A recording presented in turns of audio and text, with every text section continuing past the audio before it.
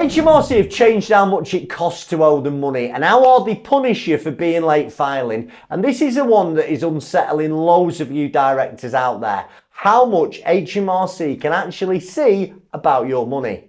And most directors have got no idea of how any of this has happened, because these changes are just quietly making it more expensive by the day to owe them money.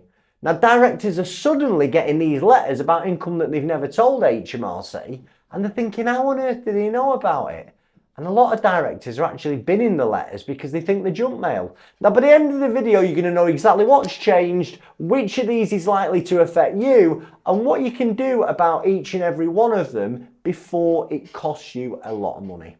Now, let me start with the one that's catching more directors out than anything else, and it's happened quietly in the background for the last year or so. Owing HMRC money costs you more than it used to. A hell of a lot more than it used to. And here's what people don't quite realise. A HMRC debt doesn't just sit there as a fixed number, it grows. And it grows because interest is charged on the overdue tax. And back in April last year, 2025, HMRC widened the margin they had on top of the Bank of England base rate. Now, the interest on late tax used to be the base rate plus 2.5%, but they've pushed that up to the base rate plus 4%. That's an extra 1.5 percentage points on everything that you owe. And if you put a real number on it, late payment interest actually hits 8.5%. Now, when that change came in, and even after the base rate eased, it's still sitting at around 7.75% today. And just a couple of years ago, it was closer to 6%. And to put it dead simply, your HMRC debt can grow while you're trying to keep the business afloat. Every month you leave it, in fact, every day you leave it, the balance gets bigger. And it's getting bigger faster than it used to. And I want to be completely transparent with you. I've got this wrong myself. Remember, I'm a director just like you. And many years ago, I got myself in trouble with a business. There was a market changed. And really the business was over overnight. I was fretting, I didn't know where to go. There was nobody doing videos like this on YouTube.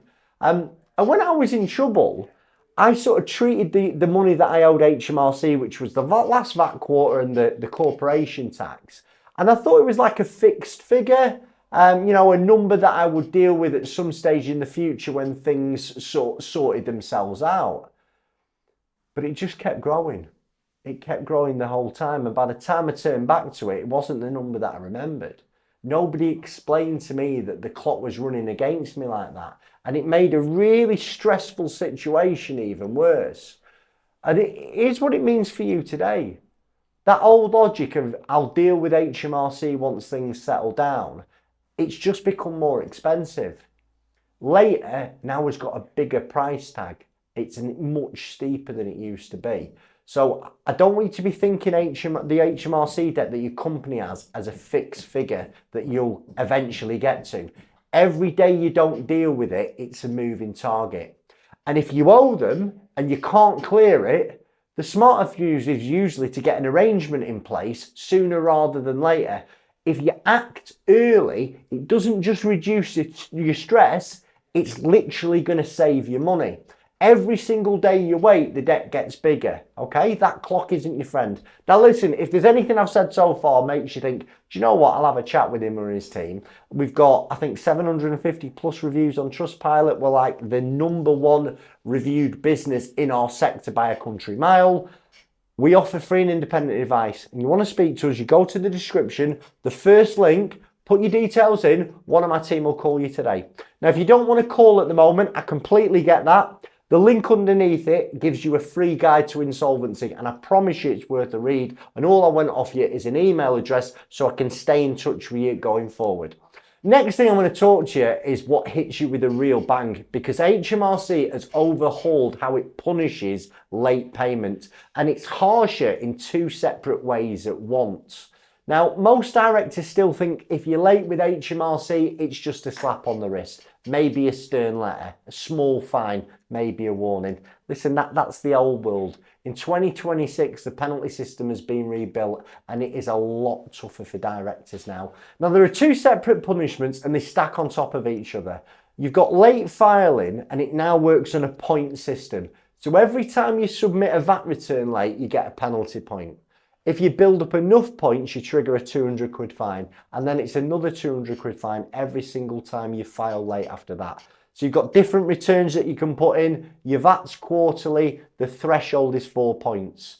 For monthly returns, it's 5 points. And for annual returns like corporation tax, it's just 2.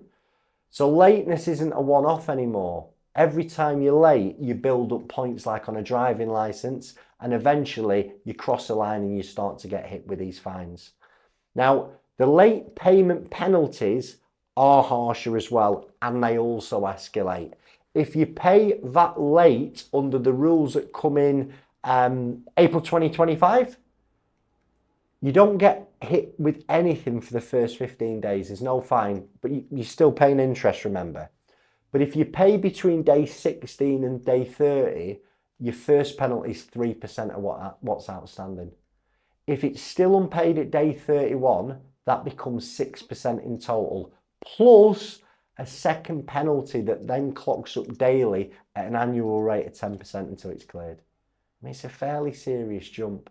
So you've got escalating penalties on top of the interest we talked about at the start. And the longer it drags on, the more it costs. And I'll show you how brutal this combination can be. Let's talk about a director I work with. We'll call him Gary. There aren't many Garys nowadays, but this Gary, he ran a small contracting firm, and he basically had been knocked off a big contractor and he'd hit a cash flow wall. Couldn't pay his VAT. And the instinct that catches people out when they can't pay the VAT is, well, they stop filing the returns as well. Because in their head, they're thinking, well, if I can't pay it, what's the point in filing it? But that's where the real damage happens. Because you're not just late paying, you're late filing too. And the points stacked up, triggered the £200 fines, the late penalties climbed, 3%, then 6%, then 10% annual charge ticking up every day. And the interest at the base rate plus 4% kept running across the whole lot. And by the time Gary came to me, a VAT debt that we think started about 98 grand, it was now nearly 150. And a massive chunk of that increase was purely penalties and interest caused by going quiet. So the takeaway is this, and it's the most important point in the whole section. Filing and paying are two different things. But if you cannot pay, you've still got to file every return on time, because late filing is on its own a separate punishment. If you file on time no matter what, then deal with the payment for a time to pay arrangement. Because if you go quiet like Gary did, it's often one of the most expensive moves that you can make. And when you eventually get round to deal with it, it's got out of control. Now I'm going to talk about a change I mentioned at the start, the one that explains that why directors are getting letters about money that they know they've never declared. Listen, HMRC can see things about your finances that they couldn't a few years ago. It's that simple. And it's where they're getting that information that sort of catches people off guard. Like for years, a lot of directors, that their assumption is, well, HMRC only knows what I tell them about. If it's not on a return, it's invisible. But listen, in 2026, that's a dangerously out-of-date assumption. Now, more and more digital platforms, they report to HMRC. So Amazon, Etsy, eBay, Booking.com, Airbnb, delivery apps, gig sites, they're required to report users' income directly to HMRC, and it's automatic. So if money's coming through one of these platforms, HMRC have probably already got the figures, whether you've told them about it or not. And this is the bit that will catch you out. That data goes into HMRC's system and it gets cross-referenced against what you're actually putting on your returns. So if you've got income coming in that's not declared, you might be renting out a flat, you might be Airbnb in an house, you might be selling stuff online.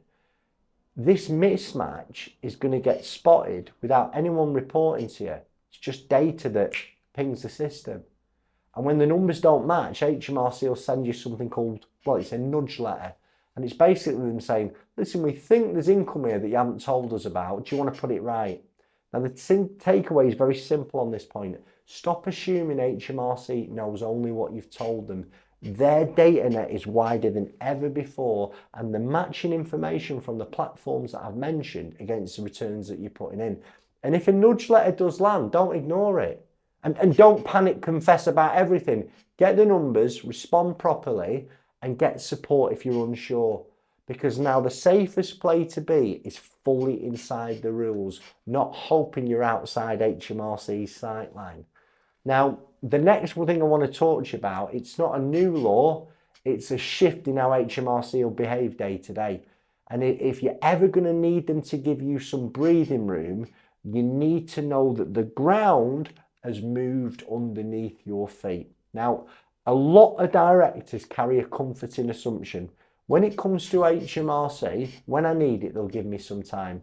They'll basically grant me a time to pay arrangement as a formality. Now, that has definitely changed, okay? And the assumption that HMRC will agree to whatever you're asking is a very risky assumption. Now, I want to be clear, time to pay arrangement, they're still there, they're still achievable, and they're the right option for lots of businesses. Now, what I'm seeing today though, right, HMRC has got tougher. They're pushing back more. They're not accepting time to pay arrangements that they might have done 12 months ago. They're just quicker to refuse if they don't believe what you're offering them is realistic, okay? And they're not being as generous of how long they're allowing you to pay it. Now, if you miss a payment, by the way, bang, they're so fast to cancel those arrangements. The minute you miss something or the minute you don't keep your returns up to date, bang, your time to pay arrangement gets ripped up.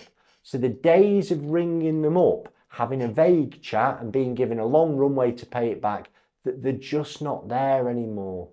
Now, I'm seeing directors learn this the hard way all the time. Now, if guy I spoke to last week, he basically let HMRC build up over probably 9 months, I think it was, and in his mind, he thought he'd get a time to pay arrangement guaranteed when he got round to asking for it. Now, when he finally called them, he didn't really understand the numbers and he was offered a payment plan that he couldn't, basically, they wanted the money in 12 months and they weren't budging. And he was guaranteeing in his head that he'd get 2 years, and they've just turned him down flat. And that safety net that he'd been relying on, it just wasn't there. And the takeaway is simple.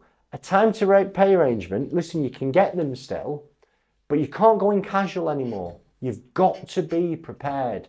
And that means obviously getting all your returns up to date first and know your numbers. Have a proper cash flow presented. Offer them a figure that you can sustain even in a bad month, and give them some comfort by way of numbers, showing them what's coming in. You've got to treat it like a case that you're presenting, not a favour that you're expecting.